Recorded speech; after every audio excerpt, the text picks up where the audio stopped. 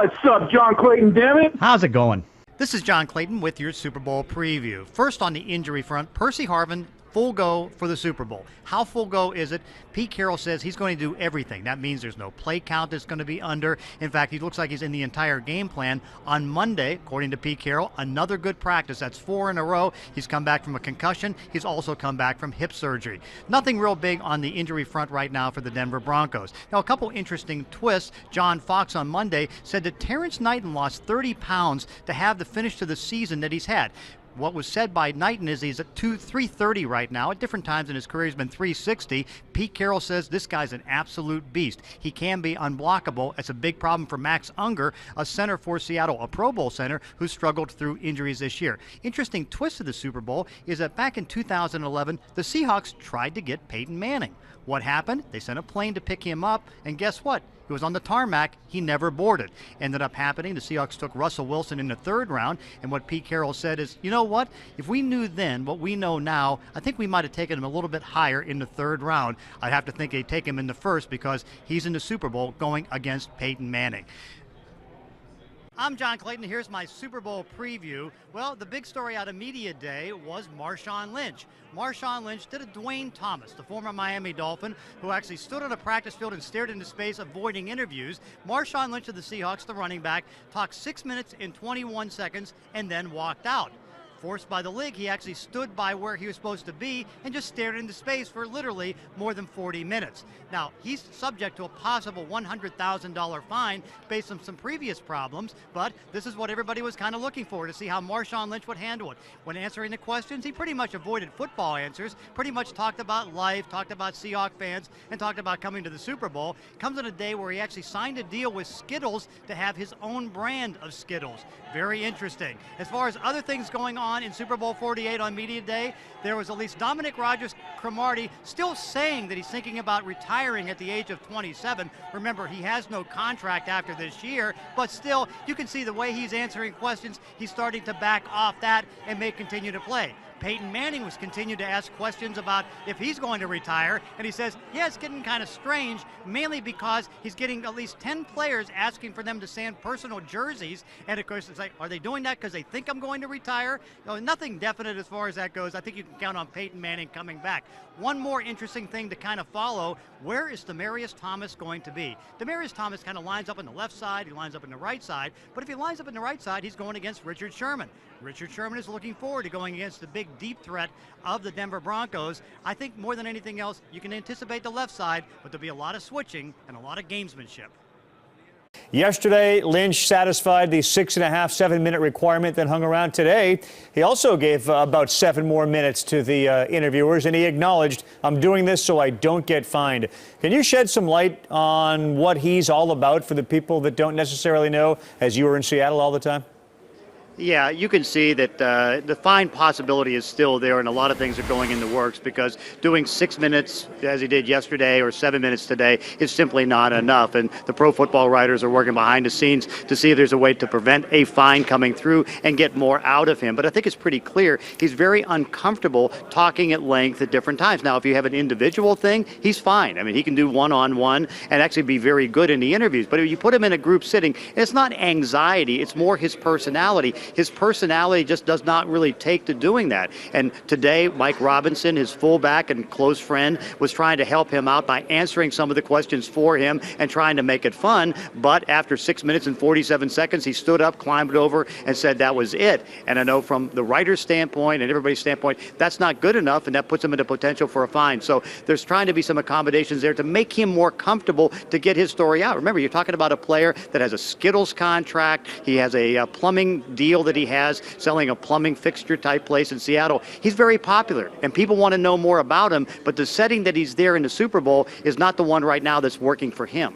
Yeah, I mean, as a casual observer, you certainly get the impression that this is not something I really want to do. And you talked about the balance here, that the writers want him, he doesn't want to do it. And the NFL, I assume, has some sensitivity to the wishes of both sides. I mean, where do you think this thing eventually goes? I think what you're probably going to see is some accommodation on Thursday where there's going to be maybe a couple pool reporters, maybe 4 or 5 pool reporters trying to ask legitimate questions, not ask the silly questions, and try to, go maybe 10 minutes trying to talk to him to at least get a pool report and give people some chance to write about one of the most important players in this game. If that doesn't happen, then I think there's a chance that he could end up getting fined. The league is still reviewing this, trying to make sure, because they ordered him to make sure that he's out there, and he was out there, but he, of course, felt the timing that he was out there, 6-7 minutes, was enough. Writers, everybody else here, that's not enough, but more things have to be done, and maybe if there's a way to get a more comfortable setting, maybe in a room someplace else, that might be the way to get this thing resolved. Welcome to your Super Bowl 48 preview. I'm John Clayton. Well, beast mode is now turning into least mode, and one of the weirder stories that we're seeing in Super Bowl 48.